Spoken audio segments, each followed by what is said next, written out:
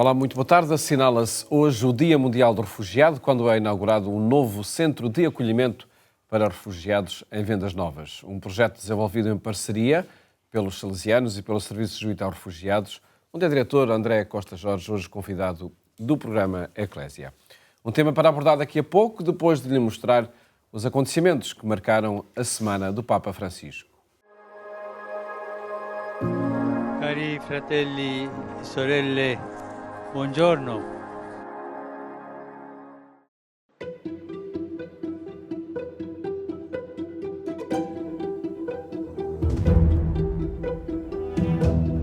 Mais de 100 comediantes e humoristas de todo o mundo, incluindo os portugueses Joana Marques, Maria Rueff e Ricardo Araújo Pereira, estiveram com o Papa num encontro inédito para falar sobre a importância do riso, uma porta aberta para o transcendente que pode fazer sorrir o próprio Deus, segundo Francisco. Si può ridere anche di Dio, certo, e non è bestemmia questo, si può ridere. Come si gioca e si scherza con le persone che amiamo. La tradizione sapienziale letteraria ebraica è maestra in questo.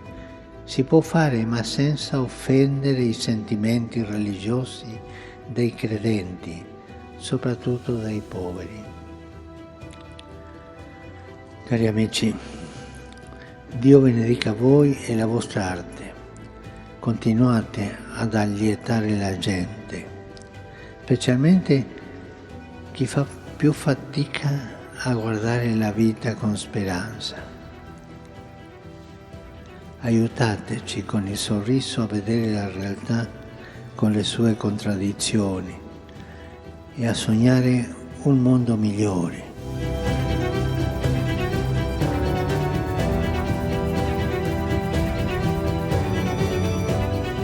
Francisco tornou-se o primeiro Papa a participar numa cimeira do G7 ao intervir na parte do programa aberta a países convidados. Perante os responsáveis dos países mais industrializados do mundo, Francisco quis falar dos temas da paz e dos desafios da inteligência artificial. In un dramma come quello dei conflitti armati è urgente ripensare lo sviluppo e l'utilizzo di dispositivi come le cosiddette armi letali autonome per bandire l'uso, cominciando già da un impegno fattivo e concreto per introdurre un sempre maggiore e significativo controllo umano. Nessuna macchina dovrebbe mai scegliere se togliere la vita a un essere umano. Abbiamo bisogno di garantire e tutelare uno spazio di controllo significativo dell'essere umano sul processo di scelta dei programmi di intelligenza artificiale. Ne va della stessa dignità umana.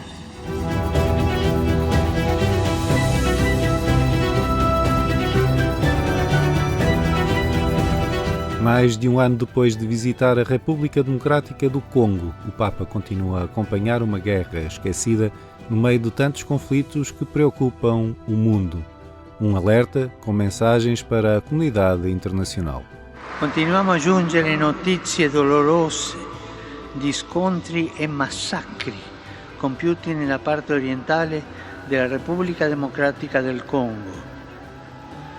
Rivolgo il mio appello alle autorità nazionali e alle comunità internazionali affinché si faccia il possibile per la cessazione delle violenze e per la salvaguardia della vita dei civili. Tra le vittime molti sono cristiani uccisi in odium fidei, sono martiri. Il loro sacrificio è un seme che germoglia e porta frutto e ci insegna a testimoniare il Vangelo con coraggio e coerenza.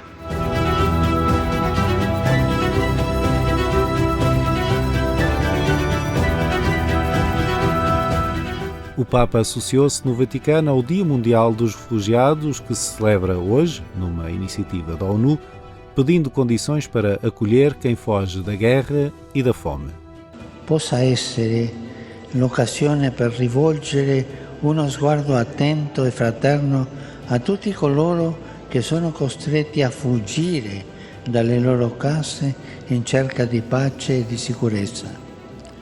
Siamo tutti chiamati ad accogliere, promuovere, accompagnare e integrare quanti bussano alle nostre porte.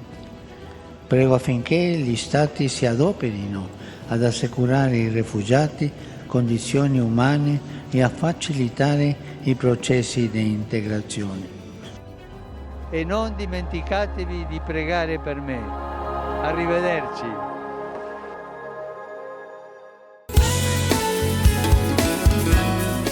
Património e cultura são duas marcas do Seminário Maior de Coimbra. Em diálogo com a cidade e com a comunidade, acolheu a exposição temporária Sussurra-se, da Bienal de Arte Contemporânea.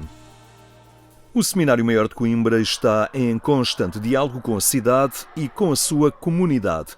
Para além de partilhar o seu património, também abre as portas para acolher. No espaço museológico Póvoa dos Reis, esteve patente a exposição temporária Sussurra-se, que integrou o programa da Bienal de Arte Contemporânea de Coimbra 2024. Nós enquadramos esta exposição numa relação com a cidade, que é um dos objetivos também do seminário, em contexto cultural. A cidade de Coimbra tem um ponto muito forte da cultura contemporânea que se chama Bienal Ano Zero. Este sussurra-se há aqui qualquer coisa que está a acontecer que se vai sussurrando, ainda não é uma voz, mas já é um sussurro que nós queremos que um dia possa ser uma voz. O seminário é o lugar, para mim, de uma casa do espanto. No sentido de que, eu falei no dia da abertura, que ele oferece, pelo menos a mim, acho que a muitas pessoas, o chão. Ele é um chão concreto, é um lugar que está em reforma, estrutural mesmo, mas é uma reforma sempre de fora e de dentro. E ele ele nos dá a chance de um céu. A exposição Sussurra-se faz parte da Bienal de Arte Contemporânea de Coimbra. A Bienal Ano Zero 2024 tem como tema geral Fantasma da Liberdade. Uma homenagem também a este 25 de Abril, aos 50 anos, mas também uma provocação à liberdade nos tempos de hoje, e vai retomar também um bocadinho disto da história, das histórias e do que as histórias trazem à vida das pessoas. Naquele tempo era sussurrado e parece que um sussurro é menos forte do que um grito, mas não, um sussurro convoca uma tensão, e a tensão convoca você, convoca o seu coração ali para uma escuta mais justamente afiada. Tem também uma ideia muito interessante, na minha opinião, que é de comunicação e de história, ou seja, mesmo ao celebrar o 25 de Abril não basta apenas ter uma história, é preciso perceber que há muitas histórias que se entrecruzam e que o 25 de Abril é feita de muitas vontades, muitas pessoas, muitas histórias que conhecemos, mas muitas que também não conhecemos. E esta exposição também quer entrelaçar essas dimensões. A quinta edição do Ano Zero Bienal de Coimbra tem o seu núcleo principal no Mosteiro de Santa Clara Nova até dia 30 de junho. As obras de arte ocuparam ainda 8 espaços da cidade de Coimbra, como o Seminário Maior da Diocese. Acompanhe estes e outros temas da atualidade em agência.eclésia.pt. Falámos agora com André Costa Jorge, diretor-geral do Serviço Jesuíta aos Refugiados. Muito boa tarde. Olá, boa tarde. Obrigado, André, por estar no programa Eclésia. Esta quarta-feira, precisamente na audiência geral, o Papa Francisco lançou um novo apelo para que os refugiados e que o Dia Mundial do Refugiado possa ser uma ocasião para um olhar atento e fraterno a todos os que são obrigados a fugir das suas terras. São apelos repetidos do Papa que vão carecendo de ser concretizados, seja a nível pessoal, seja a nível das instituições de cada país de acolhimento. É verdade, de facto é preciso passar das palavras e das intenções à ação, e este desafio que o Papa já lança desde o primeiro dia do seu pontificado. Lampedusa ficou... E, portanto, nós o escutamos, não é? Como diz a poetisa, vemos, ouvimos e lemos, não podemos ignorar. E como Igreja e o JRS, o Serviço Jesuíta aos Refugiados, é uma obra da Companhia de Jesus, mas é uma obra da Igreja, entendemos que a Igreja, como sociedade civil, como parte ativa, e escutando este apelo do Papa, tem que pôr as mãos em ação. Foi isso que fizemos e fazemos isto já há alguns anos, quando se foi lançado também a PAR, por exemplo, em 2015, muitas instituições da Igreja participaram na PAR. A PAR é uma realidade não eclesial, é uma realidade laica, da sociedade civil. Plataforma de apoio aos refugiados. Exatamente, a plataforma de apoio aos refugiados, mas contém em si muitas organizações, muitas instituições da Igreja Católica. Também foi a partir dessa experiência e deste apelo do Papa que lançámos bases para a criação de estruturas de acolhimento. É muito importante, porque Portugal não tinha estruturas de acolhimento, é necessário criar essas infraestruturas e a Igreja tem equipamentos que estão disponíveis. Aliás, o Papa faz esse apelo para que os equipamentos que estão disponíveis e que não estão a uso possam ser requalificados para o acolhimento e o acompanhamento e a promoção do acolhimento de refugiados, da hospitalidade. Foi isso que aconteceu com este centro nas Vendas Novas? Este centro é um antigo colégio de Salesianos que estava desativado. É não só um colégio, mas era também uma paróquia. Era e é uma paróquia.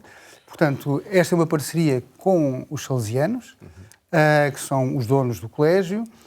O JRS fez obras durante 2 anos no espaço, requalificando o espaço para um centro de acolhimento que terá capacidade sensivelmente para 100 pessoas, destinado sobretudo a famílias. Portanto, são quartos para dar acolhimento sobretudo a famílias. Portanto, o espaço foi todo pensado para que as famílias se sintam bem, que possam ter uma vida relativamente autónoma, apesar de estar em centro de acolhimento, preparando a sua fase seguinte de autonomização e inserção na sociedade de acolhimento, no caso, a sociedade portuguesa. Aqui está também envolvida a Arquidiocese de Évora, isto é, a ideia é que seja uma comunidade que acolhe. A comunidade, desde logo, a comunidade paroquial de Vendas Novas, mas também a Arquidiocese no seu conjunto e também o município de Vendas Novas, que é também nosso parceiro local. Tivemos o apoio, este foi um projeto que foi financiado pelos Fundo Asilo, Migrações e Integração, o FAMI, que teve uma coparticipação de 25% também do Estado português. Portanto, há aqui um envolvimento, desde logo, da União Europeia, do Estado português, do município e da Igreja, para que se criem, para que se passem das palavras à ação e que se criem equipamentos de acolhimento. Mas deixe-me dizer-lhe isto também. Este centro de acolhimento, esta parceria no Alentejo, aqui em Vendas Novas, faz parte de um conjunto também de respostas de acolhimento que estamos a coordenar. Temos também uma estrutura de acolhimento, que é um antigo seminário de Cristo Rei em Vila Nova de Gaia, com os redentoristas. Portanto, mais uma parceria com uma outra congregação. Equipamentos que estavam desativados. Que serviram como resposta em 2022 para o acolhimento de pessoas vindas da Ucrânia e que neste momento irá também fazer parte de um conjunto de respostas, Vendas Novas e Vila Nova de Gaia, como estruturas de acolhimento para o acolhimento de pessoas refugiadas nos próximos anos. São equipamentos para uma resposta imediata, quando os refugiados chegam até nós. Que entrave vai sendo para esse acolhimento digno a dificuldade em legalizar as pessoas que cá chegam? Enfim, as famosas filas que vão ficando nas agências da AIMA. Não, aqui no caso dos refugiados, como se trata de movimentos assistidos, na maior parte dos casos são pessoas que Portugal acolhe no âmbito de programas de reinstalação ou de recolocação ou no âmbito de programas de cooperação, por exemplo, no caso dos barcos humanitários com outros países europeus, como a Itália ou a Grécia. Naturalmente, também o centro estará preparado para o acolhimento de pessoas chamados requerentes de asilo espontâneos, isto é, aquelas pessoas que, chegando a Portugal, pedem asilo. E, portanto, estamos também em conversa com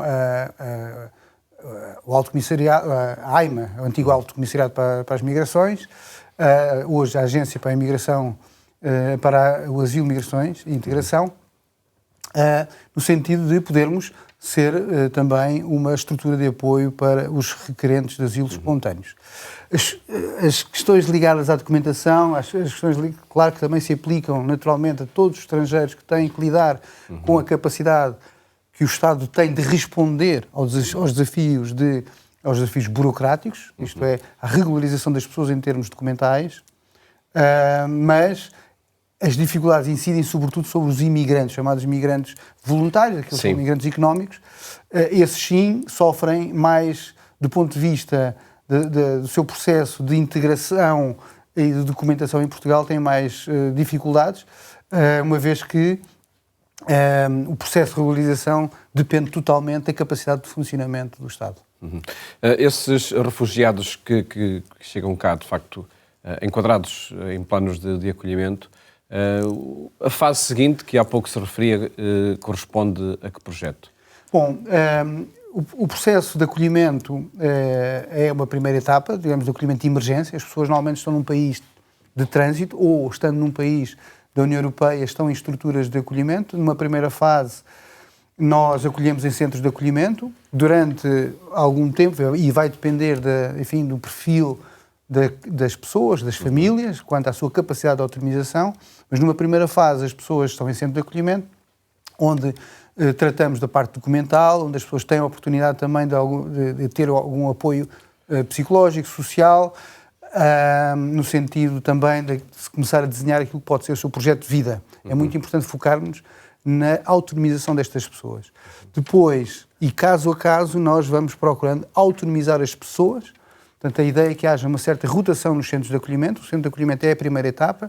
Depois as pessoas são autonomizadas e, para isso, contamos muito com aquilo que são as comunidades de hospitalidade. No fundo, que é a última expressão que a PAR, a Plataforma de Apoio aos Refugiados, ganhou a partir dos primeiros programas, dos programas de acolhimento, que envolveram muitas instituições de acolhimento, concretamente através do programa PAR Famílias, mas transformámos essa realidade numa estrutura mais ligeira, através de muitos voluntários, são cerca de 300 voluntários espalhados pelo país. Aliás, as pessoas podem disponibilizar-se e candidatar-se a fazer parte destas comunidades de hospitalidade. Basta para isso que nos contactem através do site da PAR, do www.refugiados.pt, ou do site do JRS Portugal, jrsportugal.pt. Aí conseguem aceder e juntar-se a este esforço. No fundo, o que são as comunidades de hospitalidade? São voluntários que participam do processo de acompanhamento e de acolhimento já na fase de otimização. Isto é, nós procuramos encontrar habitação autónoma, e para isso também é importante, por exemplo, quem nos está a ouvir, que tenha e que queira participar e que, por exemplo, tenha uma casa para arrendar, possa contactar-nos também, no sentido de disponibilizar para arrendamento. É um arrendamento apoiado. Nós acompanhamos quer as famílias, quer os senhorios no processo de acolhimento destas pessoas. O objetivo é que as pessoas arrendem já a sua casa, onde vão residir, que procuramos também que as pessoas, os adultos, possam já estar em contexto de empregabilidade, e as crianças e os jovens estar já em meio escolar. Portanto, o processo de integração faz em várias etapas e ao longo do tempo. E acredito que desde o momento em que chegam a Portugal os refugiados, recentemente o André Costa Jorge falou nessa possibilidade da presença da JRS no aeroporto em específico. Com que objetivo? Há que dar humanidade desde esse momento? É? Sim. Aí também se refere a uma outra realidade. Os aeroportos são espaços de fronteira, são espaços onde as pessoas a sua documentação é verificada e acontece, em alguns casos, que as pessoas possam estar em situação de detenção administrativa ou similar. Os espaços dos aeroportos, como foi público, aliás, recentemente, esteve também na origem daquela situação que creio que todos conhecemos, infeliz, da morte de um cidadão ucraniano no aeroporto de Lisboa, e de facto percebe-se que são espaços que, se não forem devidamente acompanhados e verificados, compete também às forças de segurança. Neste momento é a EPSP, após a extinção do CEF, é a EPSP que tem a responsabilidade.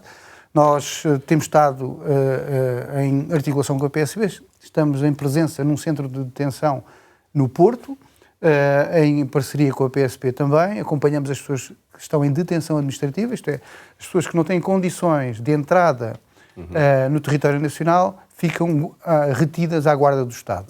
É importante que as pessoas nessas condições não percam os seus direitos e que a dignidade destas pessoas seja sempre salvaguardada. O papel de organizações humanitárias, como o JRS, nesses espaços, é procurar que a vida das pessoas, nesse contexto, uma vez que não cometeram um crime, não se trata de pessoas que cometeram um crime e estão presas, trata-se de pessoas que, por razões documentais, não é permitida a sua permanência no território português, ou a entrada, e, portanto, estão à guarda do Estado. Portanto, é preciso salvaguardar que estas pessoas, também informar a sociedade de que estas pessoas não cometeram nenhum crime e que devem ser protegidas no ponto de vista daquilo que são os seus direitos fundamentais. Uma última referência em breve, que o nosso tempo já vai avançado. O tema para este ano refere-se também às mudanças do clima. O tema para o Dia Mundial do Refugiado é uma causa que está na origem a que muitas pessoas peçam, de facto, o asilo noutros países? Começa a ser, aliás, alguns relatos, concretamente, por exemplo, em ilhas do Índico, se prevê que com as subidas, com as alterações climáticas, nomeadamente também a subida do nível das águas, algumas desses territórios desapareçam. A população que aí reside vai ter que encontrar outro espaço. Portanto, começa-se já a ter muito claro que a probabilidade de haver refugiados chamados climáticos, isto é, que pessoas que, por razões de seu contexto, não ter mais condições, têm que sair do sítio onde sempre viveram e residiram. Compete à sociedade, à humanidade toda, ao resto do mundo, garantir que estas pessoas tenham acolhimento e hospitalidade e, por um lado, que se consiga combater as alterações climáticas e reduzir o impacto que essas alterações possam fazer nas populações, mas, por outro lado, as populações que são impactadas com essas catástrofes naturais possam ter a proteção e possam, de forma mais ampla possível, ter as suas condições de vida apoiadas por todos. De facto, um dos objetivos, e o principal, sem dúvida, da JRS, da PAR, da Plataforma de Apoio aos Refugiados, que o André Costa Jorge coordena. Agradeço ter estado aqui no programa Eclésia neste Dia Mundial do Refugiado. Muito obrigado. Obrigado. E a terminar, recordo que pode rever este e os programas que partilhamos consigo aqui na RTP2 e também na Antena 1 em agência.eclésia.pt. Votos de uma ótima tarde e até amanhã, se os quiser.